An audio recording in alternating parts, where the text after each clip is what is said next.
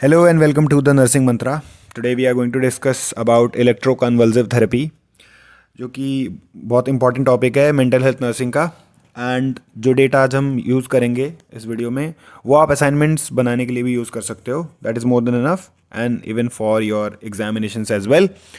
सो आप अगर चाहो तो इस डेटा को कंसिडर कर सकते हो for your preparations as well. And please subscribe our channel for more such videos. So let's see. So what is electroconvulsive therapy? Electroconvulsive therapy is a procedure in which electric currents are passed through the brain intentionally triggering a brief seizure. तो electroconvulsive therapy या ECT therapy में हम क्या करते हैं कि intentionally हम current pass करते हैं थ्रू द ब्रेन ताकि हम एक सीजर प्रोड्यूस कर सकें। और इन अदर वर्ड्स हम कह सकते हैं कि एक फिजिकल थेरेपी होती है जिसमें हम दो इलेक्ट्रोड्स का यूज़ करते हैं to pass the current through the temporal region, brain के टेम्पोरल रीजन के थ्रू हम ताकि करंट को पास कर सकें या दोनों हेमिस्फेयर जो होते हैं ब्रेन का उनसे करंट पास कर सकें और एक grand mal type of seizure produce कर सकें। तो अब हम देखते हैं कि वोल्टेज ऑफ करंट्स जो आप यूज़ करते हो, करंट का वोल्टेज क्या होना चाहिए जो आप यूज़ करते हो, that is 70 to 120 volts. And duration होना चाहिए of this particular procedure is 0.7 to 1.5 seconds. And इसी के साथ इसके बहुत सारे बेनिफिट्स भी हैं, जैसे कि ये सीवियर डिप्रेशन में बहुत ज़्यादा यूज़ होता है और अगर एंटी डिप्रेसेंट्स वर्क नहीं कर रहे हैं तो आप ईसीटी दे सकते हो। Then we will move to the history of ECT. So as you can see, in 1785, the therapeutic use of seizure induction was documented in London Medical Journal. सबसे पहली बार 1785 में जो सीजर इंडक्शन का यूज़ हुआ as a therapeutic use हुआ उसे London medical journal में publish किया गया। And convulsive therapy was introduced in 1934 by Hungarian neuropsychiatrist. इन्होंने जे मेडिना ने पहली बार इसे इंट्रोड्यूस कर दिया। Then the rest history is here. Italian professor of neuropsychiatry Ugo Cerletti ने इन्होंने भी क्या किया, 1937 में इनके कलीग के साथ इन्होंने एक्सपेरिमेंट किया ईसीटी को first time on a person. ठीक है, then we will move on to the definition of the ECT. Definition में क्या है, electroconvulsive therapy formerly known as electroshock और इलेक्ट्रोप्लेक्सी थेरेपी भी बोलते हैं इसे, is a psychiatric treatment in which seizures are electrically induced in an anaesthetised patient for therapeutic effect. पहले anaesthesia use नहीं होता था, अब एनेस्थीसिया यूज़ होने लग गया है और इसमें हम क्या करते हैं, सीजर को इंड्यूस करवाते हैं इन अ पेशेंट जो कि मेंटली इल पेशेंट है। देन इसका मैकेनिज्म ऑफ एक्शन, तो एग्जैक्ट मैकेनिज्म ऑफ एक्शन जो है ना वो भी पता नहीं है, वो इल्यूसिव है, पर फिलहाल एक हाइपोथेसिस है जिसमें कहा गया है कि जो कैटाकोलामिन पाथवे है बिटवीन डाईएन्सेफेलिन एंड लिम्बिक सिस्टम वो इन्वॉल्व होता है इस प्रोसीजर में, जिसकी वजह से फर्दर चेंजेस पेशेंट में देखने को मिल सकते हैं। देन द इंडिकेशंस मीन्स किन कंडीशंस में ईसीटी फेवरेबल है यूज़ करना। The first one is major severe depression. अगर पेशेंट को मेजर सीवियर डिप्रेशन है या फिर सीवियर कैटाटोनिया है, कैटाटोनिक स्कीजोफ्रेनिया है, सीवियर साइकोसिस है, स्कीजोफ्रेनिया है या फिर मेनिया है पेशेंट को, तो हम ईसीटी यूज़ कर सकते हैं। एंड और भी कंडीशंस ऐसी हैं जिसमें ईसीटी यूज़ होता है, पर these are the few. Then the techniques used are there are two techniques. There is a direct technique and there is a modified ECT. And direct ECT is what? Direct ECTs पहले use होती थी formally, जिसमें हम कोई भी drug induction नहीं करवाते थे, ड्रग नहीं देते थे पेशेंट को, कोई भी ड्रग एडमिनिस्टर नहीं करते थे, ना एनेस्थीसिया ना मसल रिलैक्सेंट, और डायरेक्टली हम इलेक्ट्रिसिटी को डिलीवर करवा देते थे। देन अभी क्या है, मॉडिफाइड ECT में हम लोग एनेस्थीसिया भी देते हैं और मसल रिलैक्सेंट भी देते हैं, जिसमें सक्सिनाइलकोलाइन का हम यूज़ करते हैं। Now let's see the drugs used in ECT, जिसमें पहला है देखो एट्रोपिन 0.6 mg हम देते हैं। And administration of anaesthetic agent like propofol 0.75 से 2 से 5 mg पर kg of the body weight of the patient हम दे सकते हैं। देन थियोपेंटेन 2 से 5 mg पर kg। Propofol because it keeps gag reflex intact and it's ultra short acting sedative. Okay, then muscle relaxant जैसे कि सक्सिनाइलकोलाइन है वो यूज़ कर सकते हैं हम, जो कि 0.5 से 1.5 mg पर kg यूज़ होता है। देखो सक्सिनाइलकोलाइन इसलिए यूज़ करते हैं क्योंकि ये short acting 15 minute max to max 15 minute act करेगा, और इसे एडमिनिस्टर करने से पहले हम पोटेशियम लेवल्स को चेक करना ज़रूरी है, इसलिए चेक कर लेना चाहिए पहले। देन इलेक्ट्रोकन्वर्सिव थेरेपी इलेक्ट्रोड प्लेसमेंट के अकॉर्डिंग जो कैरेक्टराइज्ड है वो हम देखेंगे, क्योंकि इसमें 2 तरीके की पोजीशंस हैं या मेनली 3 तरीके की पोजीशंस हैं जो कि हम दे सकते हैं ड्यूरिंग ECT। अभी इसमें आप इलेक्ट्रोड प्लेसमेंट करोगे ना तो उससे डिफरेंस क्रिएट हो जाता है। जैसे कि पहला है bilateral, also known as bitemporal. This placement involves passing an electric current through both sides of the head. इसमें क्या करेंगे दोनों side of the head through the midline of the tragus of the ear. आप each electrode was placed at the midline on a line joining the tragus of the ear and lateral canthus of the eye. So आप bilateral बहुत ज़्यादा use भी होती है और इसका placement हम लोग दोनों साइड करते हैं हेड के दोनों साइड में। Then moving on to the next one जो है वो बायलेटरल से थोड़ी सी डिफरेंट है बिकॉज इट्स यूनिलेटरल और मेनली राइट साइड पे प्लेस करी जाती है। So let's see. So right unilateral also known as d'Elia placement, this placement involves passing an electric current through one side of the head, usually the right side. इसमें हम सिर्फ one side of the head में electrode place करते हैं और वहीं से आप जो है इलेक्ट्रिसिटी डिलीवर करते हो। पर ये जो पोजीशन है ये कम से कम यूज़ करी जाती है, ये पोजीशन मेनली यूज़ नहीं करी जाती। हम लोग ज़्यादातर बायलेटरल पोजीशन यूज़ करते हैं क्योंकि ये जो है ये मोस्ट इफेक्टिव प्लेसमेंट होती है। बायलेटरल पोजीशन जो है ये मोस्ट कॉमन है, मोस्ट इफेक्टिव है और ज़्यादा से ज़्यादा जो कॉग्निटिव डिसफंक्शन होता है उसमें यूज़ होती है। Then moving on to the third one which is bifrontal. इसमें क्या है कि हम लोग इलेक्ट्रोड्स तो दो प्लेस कर रहे हैं opposite side of the forehead पे, पर आईब्रोज के जस्ट ऊपर प्लेस करते हैं। इसके भी अलग अलग रीज़न हो सकते हैं। अगर कोई फेशियल ट्रॉमा हो रखा है पेशेंट को और जो आपकी कॉमन पोजीशन है दैट इज़ बायलेटरल पोजीशन, वहाँ पे अगर आप प्लेस नहीं कर सकते हो तो फिर आप बायफ्रंटल पोजीशन का यूज़ करते हो, बायफ्रंटल पोजीशन यूज़ करके आप प्लेस कर सकते हो। एंड यूनिलेटरल जो है वो लेस कॉग्निटिव है, लेस इफेक्टिव है, इसलिए क्लिनिकली यूज़ भी नहीं करी जाती है ज़्यादातर। मोस्टली जो यूज़ करी जाती है that is bilateral position. Then comes the contraindication. The contraindication is increased ICP. अगर इंट्राक्रेनियल प्रेशर बढ़ा हुआ है पेशेंट का तो हम ईसीटी डिलीवर नहीं कर सकते, ईसीटी थेरेपी नहीं दे सकते। या फिर पेशेंट का कोई रिसेंट मायोकार्डियल इन्फाक्शन हुआ है तब भी नहीं दे सकते। अगर पेशेंट को सीवियर हाइपरटेंशन है तो नहीं दे सकते क्योंकि पॉसिबल है कि एकदम इंस्टेंटेनियसली ब्लड प्रेशर बहुत ज़्यादा बढ़ जाएगा जिसकी वजह से पेशेंट को हार्म हो सकता है। देन सीवीए सेरेब्रोवास्कुलर एक्सीडेंट, अगर स्ट्रोक हुआ है पेशेंट को तो भी आप ईसीटी नहीं दे सकते। Then other condition is retinal detachment. Retinal detachment अगर है, आप पढ़ोगे आई की कंडीशन होती है तब भी नहीं दे सकते। और अगर टीबी या निमोनिया अस्थमा है तब भी नहीं दे सकते। देन अदर साइड इफेक्ट्स में क्या है?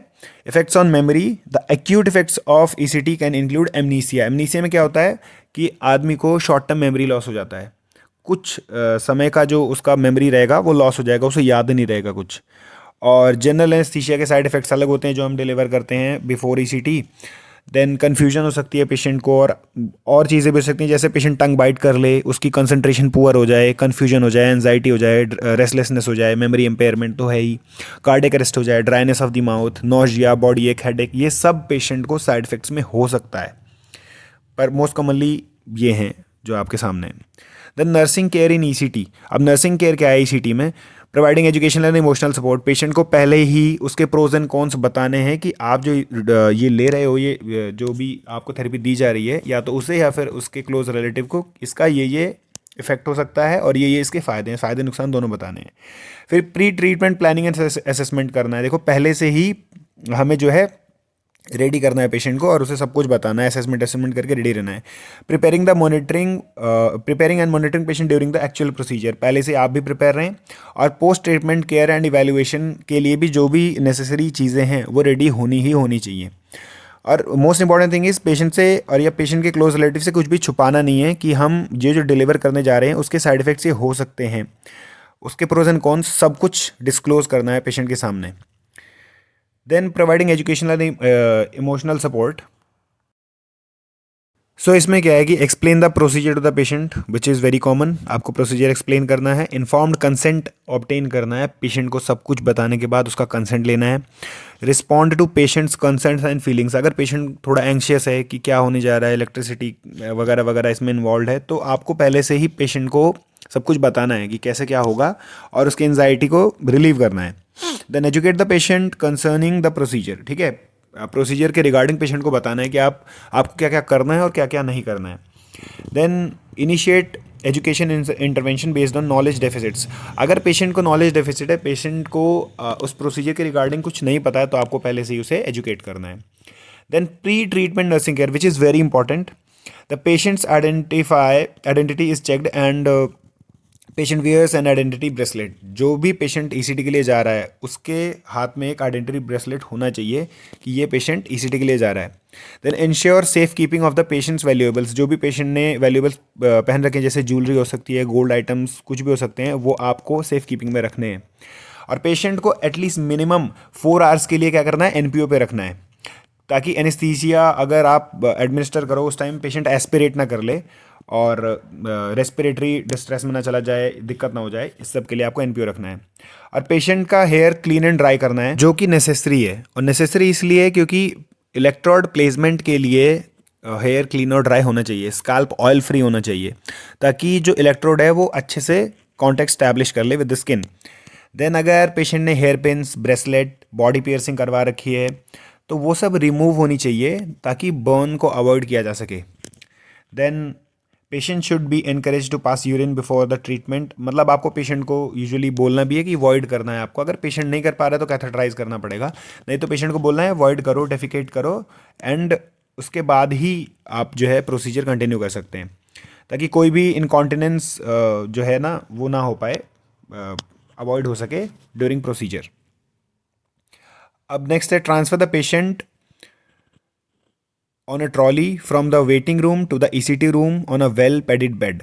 अब पेशेंट को ट्रांसफर करना है। अब यहाँ से जो केयर स्टार्ट होती है वो during the ECT procedure start होती है। तो ये नर्सिंग केयर वो नर्सिंग केयर है जो आप ड्यूरिंग द प्रोसीजर दोगे। Then apply ECG electrodes, BP cuff and pulse oximetry sensor. इसमें क्या करना है, आपको इलेक्ट्रोड्स को अप्लाई कर देना है, बीपी कफ अप्लाई करके रखना है ताकि रेगुलरली आप ब्लड प्रेशर चेक करते रहो पेशेंट का।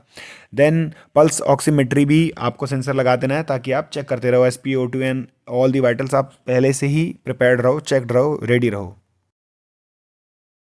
Then give a short acting anaesthetic agent और सक्सिनाइल कोलाइन। ठीक है, आपको शॉर्ट एक्टिंग एनेस्थेटिक एजेंट देना है क्योंकि प्रोसीजर बहुत ज़्यादा लंबा नहीं है। और सक्सिनाइल कोलाइन जो कि एक मसल रिलैक्सेंट है वो भी देना है पेशेंट को।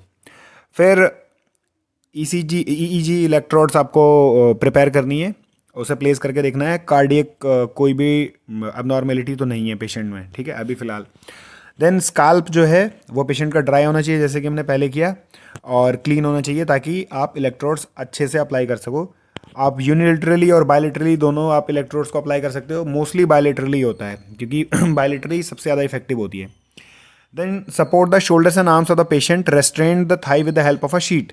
आपको क्या करना है, उसके शोल्डर आर्म को सपोर्ट करना है और थाई को रेस्ट्रेन करना है, मीन्स रेजिस्टेंस क्रिएट करना है, ताकि patient during the ECT procedure हाथ पैर अगर उसके चलने लगे तो पॉसिबल है कि कोई इंजरी हो सकती है। उसे बचाने के लिए पेशेंट को रेस्ट्रिक्ट करना ज़रूरी है। फिर आपको हेड को हाइपर एक्सटेंड करवाना है by placing a roll of sheet under the neck और एडमिनिस्टर ऑक्सीजन एडमिनिस्ट्रेशन कर देना है पेशेंट को एनेस्थीसिया देने के बाद। उसके बाद आपको करनी है jelly apply on the electrodes ताकि स्किन के साथ अच्छा कांटेक्ट बन सके इलेक्ट्रोड्स का। देन ऑब्जर्वेशन करना है फॉर एनी कन्वर्जन। अगर इनिशियल सीजर होता है तो इनिशियली जो फेज होता है वो टोनिक फेज होता है जो कि 10 to 15 सेकेंड्स होता है। उसके बाद आता है क्लोनिक फेज। क्लोनिक फेज में 25 to 30 सेकेंड्स तक चलता है ये फेज। तो आपको ऑब्जर्वेशन करनी है एंड इसमें आप ओपिस्टोटोनस जिसे हम बोलते हैं बैक आर्किंग, धनुष जैसा जो होती है बैक, वो धनुष के शेप में बन जाती है। तो ये हो सकता है, आप देख सकते हो। उसके बाद सक्शन करना है इमीडिएटली ताकि एस्पिरेशन ना हो जाए, एस्पिरेशन को प्रिवेंट करने के लिए, और उसका रेस्पिरेशन को रिस्टोर करना है बाय प्रोवाइडिंग ऑक्सीजन एडमिनिस्ट्रेशन देके। अब पोस्ट ECT केयर पे आ जाते हैं। इसमें क्या करना है, सबसे पहले तो वाइटल्स रिकॉर्ड करने हैं पेशेंट के। देन उसे साइड लाइन पोजिशन देनी है और उसके सिक्रीशंस को क्लीन करना है।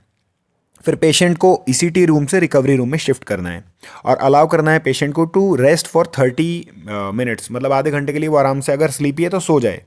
उसके बाद जब पेशेंट उठेगा तो उसे रीएश्योर करो और उसे रीओरिएंट करो। रीओरिएंट करना ज़रूरी इसलिए है क्योंकि reorientation is necessary after any side effects like अगर पेशेंट को एमनीसिया हो गया तो पेशेंट को पता ही नहीं रहेगा मैं कहाँ पे हूँ, तो इसलिए रीओरिएंटेशन ज़रूरी है। ठीक है, इसके बाद पेशेंट को कोई ड्रिंक्स आप देख सकते हो, बेवरेजेस दे सकते हो जैसे कि टी या फिर और कुछ। और अगर पेशेंट भूखा है तो पेशेंट को हम थोड़ा बहुत फूड भी दे सकते हैं अगर पेशेंट का कंडीशन ऐसा है, अगर वो फुल्ली कॉन्शियस है। अगर सेमी कॉन्शियस कंडीशन में है तो हम नहीं देंगे फूड। इसके बाद आपका जो प्रोसीजर है वो रिकॉर्ड करो आप। कोई कॉम्प्लिकेशंस अगर आई हैं या फिर कोई साइड इफेक्ट्स अगर पेशेंट में देखने को मिल रहे हैं तो इमीडिएटली आप रिपोर्ट करोगे और उसे अपने फाइल में भी डॉक्यूमेंट करोगे तुरंत की तुरंत। Then will move to the complications. अभी कॉम्प्लिकेशंस में क्या है, शॉर्ट टर्म मेमोरी लॉस हो सकता है, सिंपल है। और रेयर कॉम्प्लिकेशंस में फ्रैक्चर्स और डिसलोकेशंस हो सकती हैं। क्यों? क्योंकि अगर पेशेंट को आपने मसल रिलैक्सेंट नहीं दिया और जिस टाइम इलेक्ट्रिसिटी या करंट पास होगा तो उस टाइम पेशेंट हाइपर एक्टिव होकर उसका हाथ या पैर एक्सट्रीमिटी को इधर उधर मार सकता है। इसलिए हम पैर को रिस्ट्रेन करके रखते हैं और हाथों को भी पॉसिबली रिस्ट्रेन ही करते हैं, ताकि पेशेंट को कोई भी इंजरी, फर्दर इंजरी ना हो। अब ड्यूरिंग प्रोसीजर उसे मायोकार्डियल इन्फेक्शन भी हो सकता है और अरिथमियाज भी देखने को मिल सकते हैं, cardiac अरिथमियाज। And if she is a pregnant women, देखो प्रेग्नेंट वुमेन के लिए फर्स्ट लाइन ट्रीटमेंट ईसीटी नहीं है, पर अगर बहुत ज़्यादा कंडीशन ख़राब है तो ही हम ईसीटी उसे देते हैं और उसमें मिसकैरेज देखने को मिल सकता है। So that's it and that's all. जो भी आपको ईसीटी के रिगार्डिंग चाहिए था, जितना भी डेटा रिगार्डिंग ईसीटी होना चाहिए, वो वीडियो में मैंने डाल दिया है। अगर आपको इसमें असाइनमेंट बनाना है, you can use it for your assignments and even for your examination purposes आप पढ़ के जाओ। The ECT is one of the most important topics in mental health nursing and कई बार रिपीट हुआ है टॉपिक, तो पढ़ना ही पढ़ना है। Then these are some reference books जो कि आप लिख सकते हो अपनी बिब्लियोग्राफी में। By Neeraj Ahuja, it's text book of psychiatric and synopsis of psychiatry by Kaplan and Sadock. तो आप ये जो है अपनी बिब्लियोग्राफी में यूज़ कर सकते हो। And for more such videos, do subscribe our channel and please share it with your friends and family. And that's it. Bye bye.